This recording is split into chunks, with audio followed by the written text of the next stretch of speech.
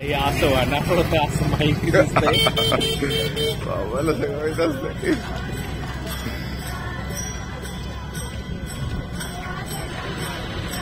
बघा रात्रीचे आता 3 वाजलेले आहेत आणि हे बघा काही सुविधा विचार न करता अत्यंत तल्लीन होऊन समर्पण भावनेने असतील साधनांमध्ये असतील त्या सुविधांमध्ये अत्यंत प्रसन्न चित्ताने आनंदाने ते चालतायत. हे माऊलीच्या दर्शनासाठी विठुरायाच्या दर्शनासाठी. ही खरं तर ह्या अध्यात्माची ताकद आहे. त्या अध्यात्माचं सिम्प्लिसिटी ज्याला म्हणतो आपण, किंबहुना एक अत्यंत निर्मल मनाने शुद्ध अंतःकरणाने आणि एक समर्पित भावनेने काम करण्याची वृत्ती याच ठिकाणी दिसते.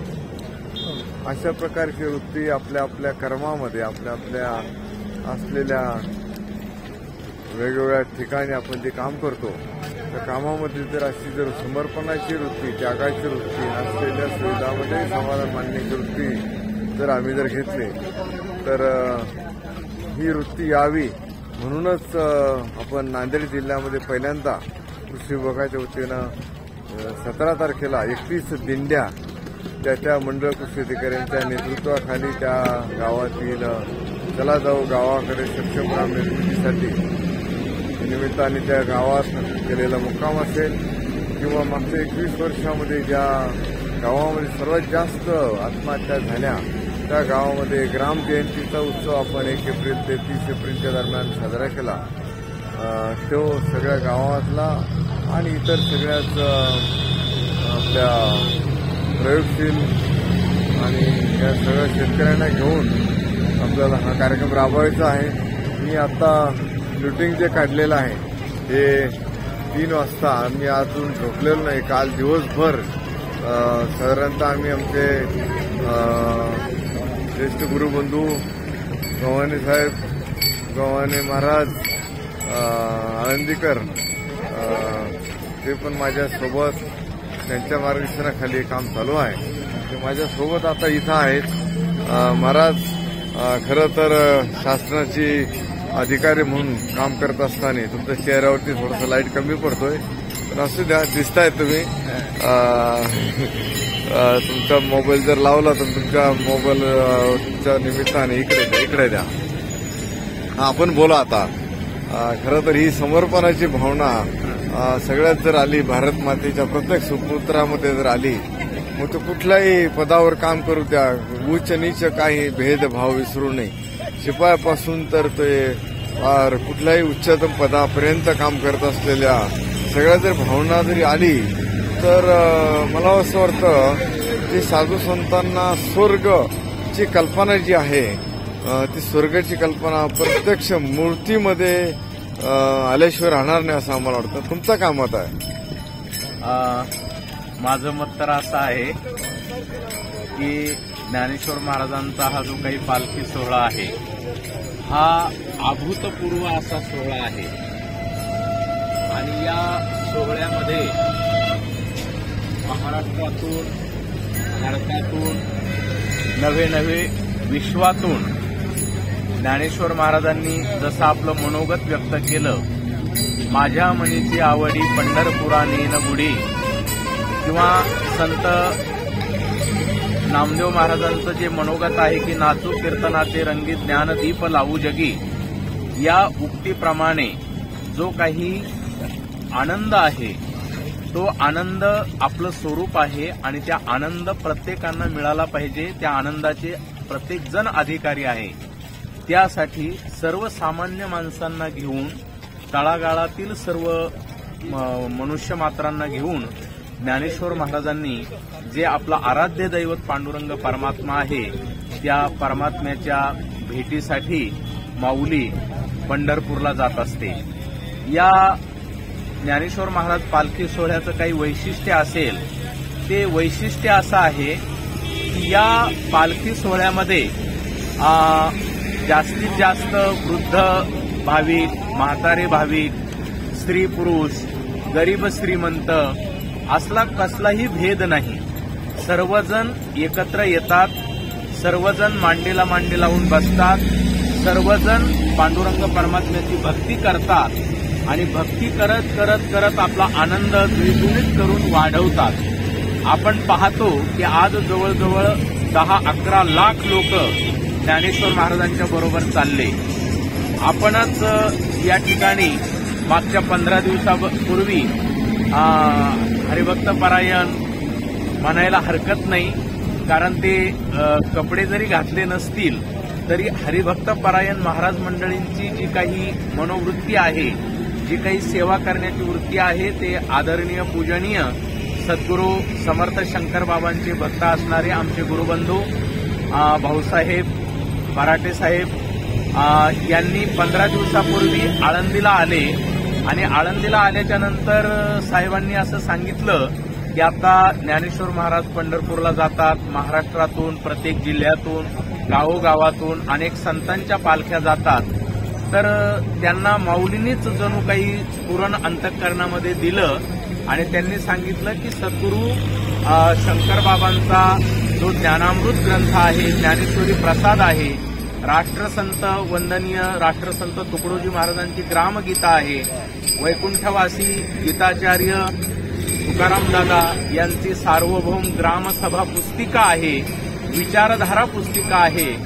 खऱ्या अर्थानं राष्ट्रसंतांचे जे काही विचार आहेत ते विचार आजच्या काळामध्ये रुजवणं गरजेचं आहे आणि त्यासाठी आपण अभिनव उपक्रम या 2024 मध्ये ज्ञानेश्वर महाराजांच्या पालखी सोहळ्यामध्ये, जगद्गुरू संत श्रेष्ठ तुकाराम महाराजांच्या पालखी सोहळ्यामध्ये नवे नवे किंबहुना महाराष्ट्रातील संपूर्ण साधू संतांच्या पालखी सोहळ्यामध्ये आदरणीय पूजनीय हरिभक्त परायण आणि समाजामधली सगळी काही भाविक भक्त आहेत त्यांना आपण ग्रंथरूप प्रसाद म्हणून त्यांना दिला तर चालेल का, अशा प्रकाराची जेव्हा भाऊसाहेब बराटे यांनी ही कल्पना मांडली तेव्हा मी त्यांना होकार दिला आणि ती कल्पना गेल्या 2-3 दिवसापासून हे सगळे ग्रंथ या ठिकाणी वाटप करण्यात येत आहे. पांडुरंगांची, माऊलींची कृपा त्यांच्यावर आहे, सद्गुरू बाबांचा आशीर्वाद त्यांना आहे. आणि आता आम्ही काल जगद्गुरू तुकाराम महाराजांच्या पालखी सोहळ्यामध्ये अनेक ग्रंथ देऊन वारकऱ्यांचा सगळ्या दिंड्यामध्ये सन्मान केला आणि आता सकाळचे 2-2:30 वाजता आम्ही पंढरपूरमधून सद्गुरू बाबांच्या आश्रमामधून जवळजवळ 12-12:30ला निघून आम्ही या ठिकाणी आलो. आपण पाहता की अनेक गाड्या आहेत, अनेक वारकरी आहेत. माऊलीचं आगमन सकाळी 6 वाजता होणार आहे, तरी एवढं सगळं हे स्वागत आहे. म्हणून आता आजच्या दिवसाचा उपक्रम, ज्ञानेश्वर महाराजांची पालखी निघाली, सगळे महाराज मंडळी आपापल्या दिंड्या घेऊन सगळे वारकरी निघाले, तेव्हा सकाळी 5-5:30 वाजल्यापासूनच आम्ही ग्रंथ वारकऱ्यांना देणार आहोत, त्यांचा उचित असा सन्मान करणार आहोत. आणि खऱ्या अर्थानं मानवी जीवन जगत असताना ग्रंथ जीवनामध्ये येणं, सद्ग्रंथ जीवनामध्ये येणं हे परम भाग्य आहे. असं म्हटलं जातं की ग्रंथ हा आरसा आहे. ज्याप्रमाणे आपल्या मुखावर आलेलं जे काही मालिन्य आहे ते काढण्याचं काम जसा आरसा करतो, तसं अंतःकरणामध्ये आलेलं मालिन्य आहे ते मालिन्य दूर करण्याचं काम ग्रंथ करत असतात. नवे नवे ग्रंथ, अज्ञानरूपी जी काही ग्रंथी आहे, गाठ आहे, त्या गाठीला ओढण्याचं, तोडण्याचं, छेदण्याचं काम ग्रंथ करत असतात. म्हणून ज्ञानेश्वर महाराजांनी असं म्हटलं की आता हे ग्रंथ आहेत, तर हे ग्रंथ मानवी जीवनामध्ये खऱ्या अर्थानं प्रगती करून मानवी जीवनाला समृद्ध आणि परमसुख शांती देत असतात. म्हणून असे सद्गुरू शंकरबाबांचा ज्ञानामृत ज्ञानेश्वरी ग्रंथ, राष्ट्रसंत तुकडोजी महाराजांची ग्रामगीता आदी करून ग्रंथाचं वितरण आणि प्रसाद म्हणून वारकऱ्यांना देत आहेत. आनंदाचा सोहळा आहे, आनंदाची वारी आहे. मनुष्याच्या जीवनामध्ये जीवन जगत असताना एकदा तरी आपण वारी केलीच पाहिजे. नव्हे नव्हे मी असं म्हणेल, जर वारी करून एखादा मनुष्य मेला तर तो त्याचं मरण सफल होत नाही, त्याचं जीवन सफल होत नाही. त्यांनी मरायचं असेल तरी सुद्धा वारी करूनच मरावं आणि आपलं जीवन खऱ्या अर्थानं कृतकार्य करावं, अशा प्रकारचं चिंतन आहे. आज आदरणीय भाऊसाहेब बराटे आदी करून गुरुदेव सेवा मंडळ आणि मी स्वतः खूप सेवा केलेली आहे. सगळे आम्ही थकलेलो आहोत, पण हा वारकऱ्यांचा उत्साह पाहून बाबांनी, सद्गुरू शंकर बाबांनी आम्हाला शक्ती दिलेली आहे. त्यांच्याच शक्तीच्या माध्यमातून हे कार्य चालू आहे. नवे नवे सद्गुरू शंकर बाबांचे पुणेकर भक्त मंडळी असतील, अमरावतीचे भक्त मंडळी असतील, सगळीच मंडळी छान आहे. आपापल्या परीनं ते सेवा करत आहेत. अशीच सेवा आपल्या जीवनामध्ये घडावी अशी मंगलमय प्रार्थना या ठिकाणी या शुभ सकाळच्या वेळी ब्रह्ममुहूर्तावर करतो आणि आम्ही आमच्या पुढील सेवेची सुरुवात या ठिकाणी काही तासांनी, काही मिनिटांनी आम्ही करणार आहोत.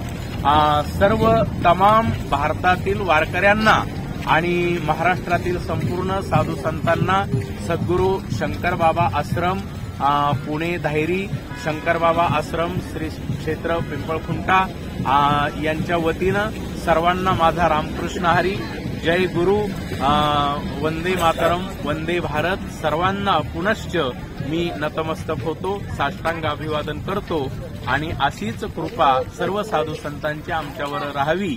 उत्तरोत्तर जीवन असेपर्यंत राष्ट्रांची सेवा, देशांची सेवा, समाजांची सेवा आमच्या हातातून घडावी अशी मंगलमय प्रार्थना करून त्यांच्याच चरणी भिक्षा मागतो आणि मी माझ्या या वाणीला पूर्णविराम देतो. रामकृष्ण हरी, जय गुरु, जय जनता जनार्दन.